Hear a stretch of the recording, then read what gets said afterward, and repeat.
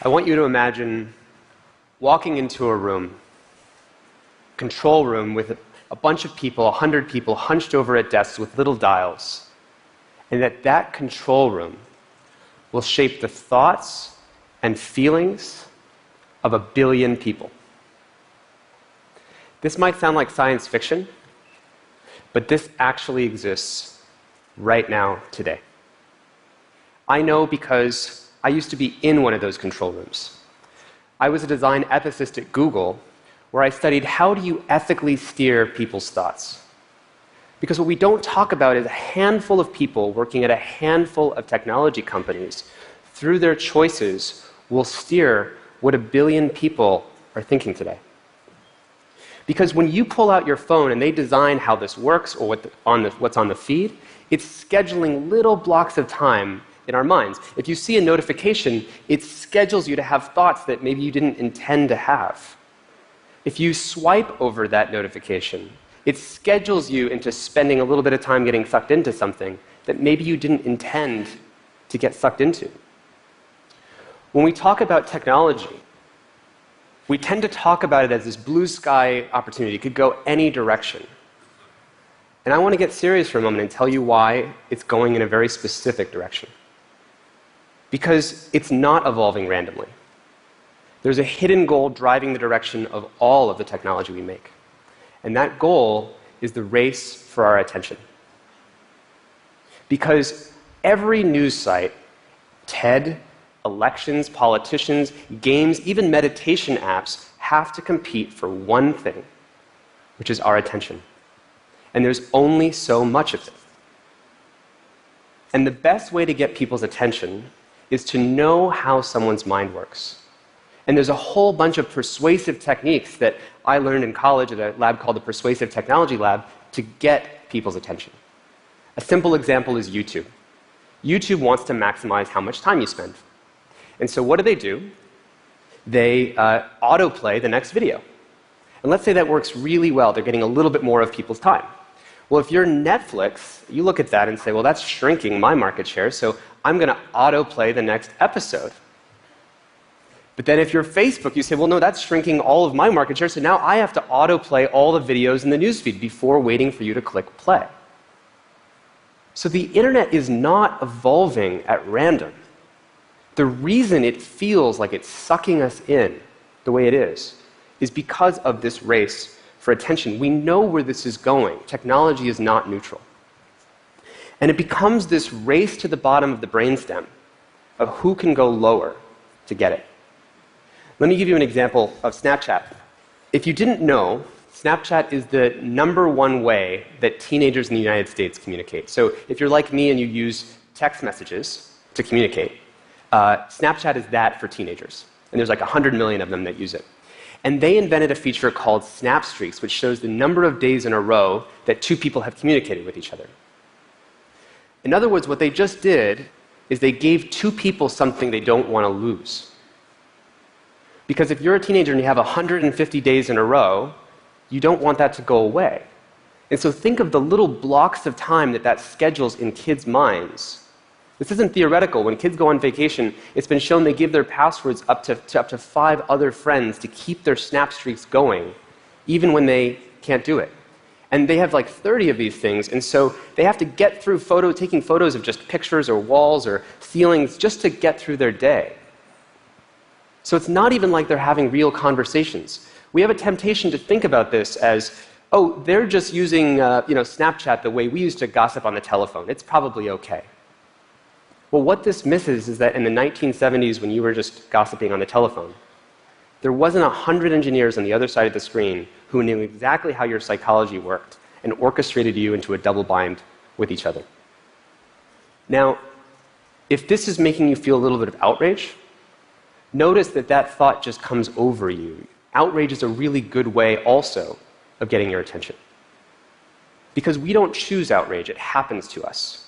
And if you're the Facebook news feed, whether you'd want to or not, you actually benefit when there's outrage.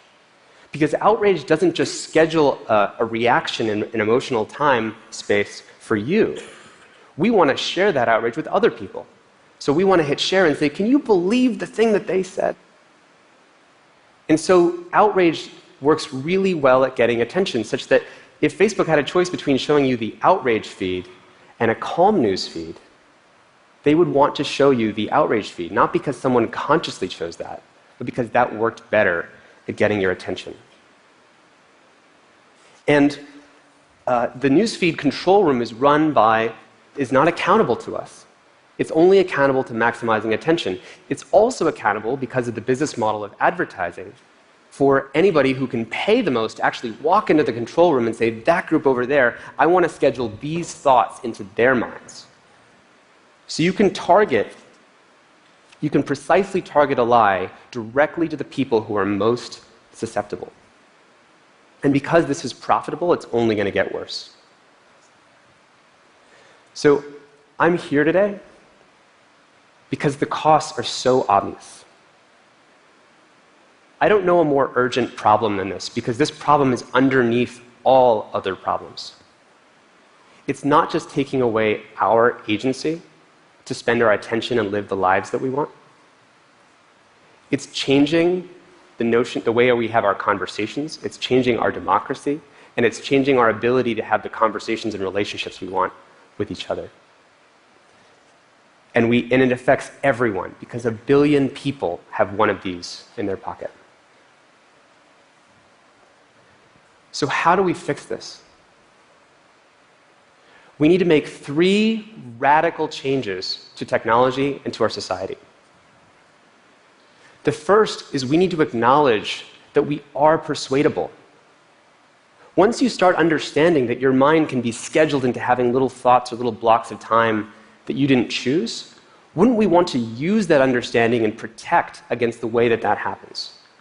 I think we need to see ourselves fundamentally in a new way. It's almost like a new period of human history, like the Enlightenment, but almost a kind of self-aware enlightenment, that we can be persuaded. And there might be something we want to protect. The second is we need new models and accountability systems, so that as the world gets better and more persuasive over time, because it's only going to get more persuasive, that the people in those control rooms are accountable and transparent to what we want. The only form of ethical persuasion that exists is when the goals of the persuader are aligned with the goals of the persuadee. And that involves questioning big things like the business model of advertising. Lastly, we need a design renaissance. Because once you have this view of human nature, that you can steer the timelines of 1 billion people, just imagine there's people who have some desire about what they want to do, and what they want to be thinking, and what they want to be feeling, and how they want to be informed. And we're all just tugged into these other directions, and you have 1 billion people just tugged into all these different directions. Well, imagine an entire design renaissance that tried to orchestrate the exact and most empowering, time well spent way for those timelines to happen. And that would involve 2 things. One would be protecting against the timelines that we don't want to be experiencing, the thoughts that we wouldn't want to be happening, so when that ding happens, not having the ding that sends us away. And the second would be empowering us to live out the timeline that we want. So let me give you a concrete example. Today, let's say your friend cancels dinner on you, and you are feeling a little bit lonely. And so what do you do in that moment? You open up Facebook.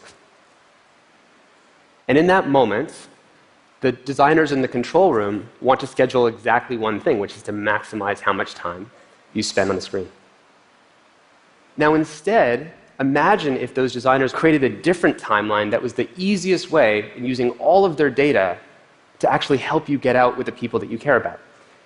Just imagine how alleviating all loneliness in society if that was the timeline that Facebook wanted to make possible for people.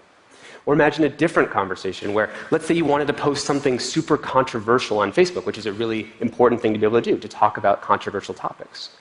And right now, when there's that big comment box, it's almost asking you, what key do you want to type? In other words, it's scheduling a little timeline of things that you're going to continue to do on the screen. And imagine instead there was another button there saying, well, what would be most time well spent for you? And you click host a dinner. And right there underneath the item, it said, who wants to RSVP for the dinner? And so you'd still have a conversation about something controversial, but you'd be having it in the most empowering place on your timeline, which would be at home that night with a bunch of friends over to talk about it. So imagine we're running like a find and replace on all of the timelines that are currently steering us towards more and more screen time persuasively, and replacing all of those timelines with what do we want in our lives. It doesn't have to be this way. Instead of handicapping our attention, imagine if we used all of this data and all of this power and this new view of human nature to give us a superhuman ability to focus, and a superhuman ability to put our attention on what we cared about, and a superhuman ability to have the conversations that we need to have for democracy. The most complex challenges in the world require not just us to use our attention individually, they require us to use our attention and coordinate it together. Climate change is going to require that a lot of people are being able to coordinate their attention in the most empowering way together. And imagine creating a superhuman ability to do that. Sometimes the world's most pressing and important problems are not these hypothetical future things that we could create in the future. Sometimes the most pressing problems are the ones that are right underneath our noses, the things that are already directing a billion people's thoughts. And maybe instead of getting excited about the new augmented reality and virtual reality and these cool things that could happen, which are going to be susceptible to the same race for attention, we could fix the race for attention on the thing that's already in a billion people's pockets. Maybe instead of getting excited about the most exciting, new, cool, fancy education apps, we could fix the way kids' minds are getting manipulated into sending empty messages back and forth.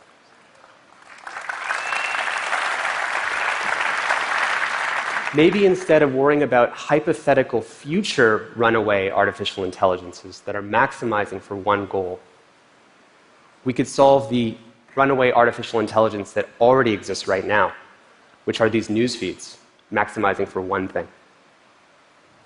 It's almost like instead of running away to, colonize new planets, we could fix the one that we're already on.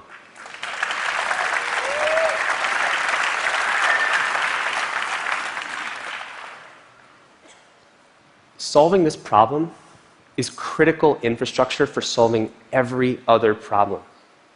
There's nothing in your life or in our collective problems that does not require our ability to put our attention where we care about. At the end of our lives, all we have is our attention and our time. What will be time well spent for ours? Thank you.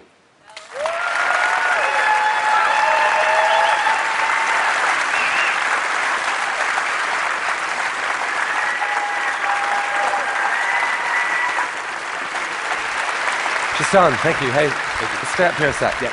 First of all, thank you. I know we asked you to do this talk on pretty short notice, and you've had quite a stressful week getting this thing together. So thank you for doing that. Thank you. Some people listening might say, well, look, what you complain about is addiction and all these people doing this stuff. For them, it's actually interesting. All these design decisions have built user content. This is fantastically interesting. The world's more interesting than it ever has been. Right. What's possibly wrong with that? Well, I think it's really interesting. It's like one way to see this is if you're just YouTube, for example, you want to always show the more interesting next video. You want to be better and better at suggesting that next video. But even if you could propose the perfect next video that everyone would want to watch, it would just be better and better at keeping you hooked on the screen. So what's missing in that equation is figuring out what our boundaries would be, right? You would want YouTube to know something about, say, falling asleep. The CEO of Netflix recently said that our biggest competitors are Facebook, YouTube, and sleep, right? And so what we need to recognize is that the human architecture is limited, and that we have certain boundaries or dimensions of our lives that we want to be honored and respected. And technology could help do that. Could you make the case that part of the problem here is that we've got a naive model of human nature. Right. So much of this is justified in terms of human preference, where we've got these algorithms that do an amazing job of optimizing for human preference. But which preference? There's the preferences of things that we really care about when we think about them, right, versus the preferences of what we just instinctively click on. If you could implant that more nuanced view of human nature in every designer, would that be a step forward? Absolutely. I think right now it's as if all of our technology is basically only asking our lizard brain, what's the best way to just impulsively get you to do the next tiniest thing with your time? Instead of asking you, in your life, what would be most time well spent for you? What would be the perfect timeline that might include something later? What would be time well spent for you here at TED in your last day here? So if Facebook and Google and everyone said to us first up, hey, would you like us to optimize for your reflective brain or your lizard brain? You choose. Right. That would be one way. Nice. Yes. Cool. And when you said persuadability, that's an interesting word to me, because to me there's two different types of persuadability. There's the persuadability that we're trying right now of reason and thinking and making an argument. But I think you're almost talking about a different kind of more visceral type of persuadability, of being persuaded without even knowing that you're thinking. Exactly, yeah. The reason I care about this problem so much is I studied at a lab called the Persuasive Technology Lab at Stanford that taught people exactly these techniques. There's conferences and workshops that teach people all these covert ways of getting people's attention and orchestrating people's lives. And it's because most people don't know that that exists that this conversation is so important. Tristan, you and I, we both know so many people from all these companies. There are actually many here in the room. And I don't know about you, but my experience of them is that there is no shortage of good intent. People want a better world. They're actually, they really want it.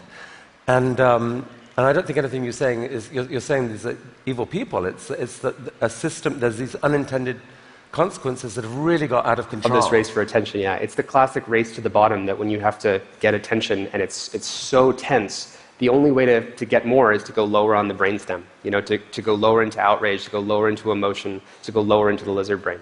Well, thank you so much for helping us all get a little bit wiser about this. Tristan Harris, thank you. Thank you very much.